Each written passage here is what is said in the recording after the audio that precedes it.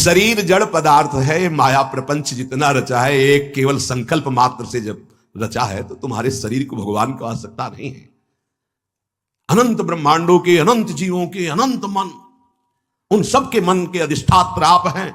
आपको आपके मन की जरूरत नहीं, आपके मंगल के लिए वो कह रहे हैं।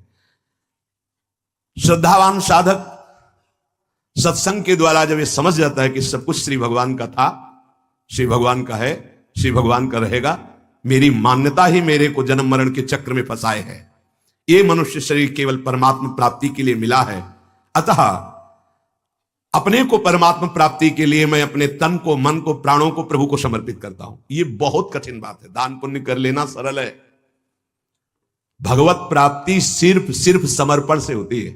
मन का समर्पण, तन का समर्पण, प्राणों का समर्पण, खुला समझ लीजिए। प्राणों का समर्पण, ये जो श्वास आ जा रही इसमें नाम।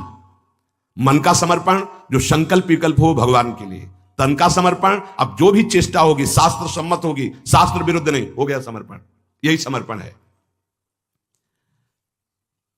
जो भगवान में कहीं दोष दृष्टि ना हो जाए, मेरे को भोग लगा के पाओ, मन मना भो, मद भक्तो, भगवान को तुम्हारे भोग की जरूरत नहीं यार।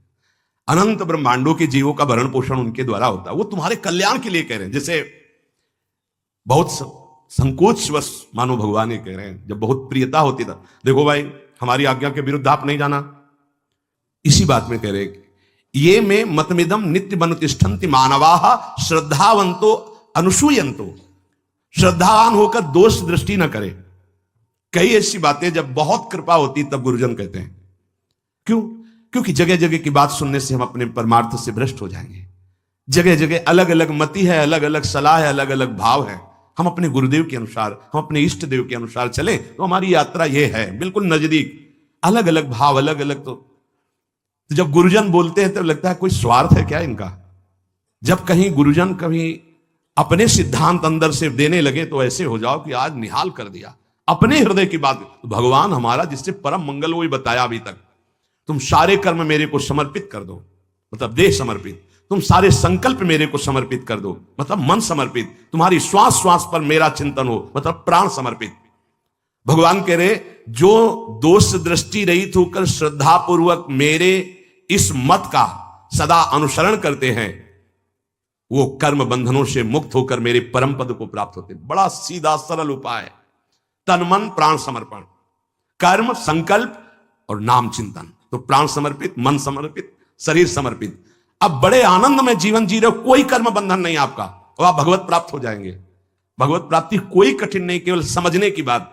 आगे श्री भगवान कह रहे हैं, ये त्वे तदभ्यसूयन्तो नानुतिष्ठन्ति मे मतम सर्वज्ञान विमूढ़ास तान विद्धि नष्टान चेतसः। परंतु जो मेरे इस मत में दोष दृष्टि करेगा और इसका अनुष्ठान नहीं करेगा, उसको मेरी माया मोहित कर लेगी और वो नष्ट हुआ ही समझो। नष्टान चेतसा, अर्थात उसका पतन सर्वनाश हो जाएगा। ये भगवान साप नहीं दे रहे। जैसे कहते हैं ना गुरुजन की, अगर आप ऐसा ऐसा करोगे तो आप नष्ट हो जाओगे, तो बोले उन्होंने तो साप दे दिया। साप नहीं दिया, उन्होंने उस कर्म का परिणाम बताया है, वो कर्म मत करो। संसार में मनुष्य का स्वभाव होता है स्वार्थी, कि हमको ये करने से ये लाभ मिल जाए, ये लाभ मिल जाए, ये लाभ मिल जाए।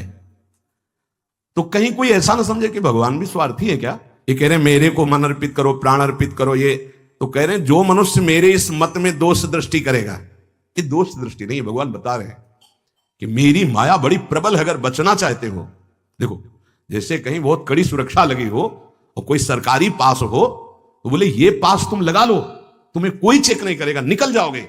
यहां ये बात भगवान बता रहे हैं। अगर तुमने तन समर्पित किया, मन समर्पित किया, श्वास समर्पित किया, तो कोई भी विकार तुम्हें गिरा नहीं पाएगा और तुम मुक्त हो जाओगे। क्यों? उन्हीं की रचा हुआ सारा खेल है। अगर नहीं मानोगे तो चेकिंग में तुम फंस जाओगे।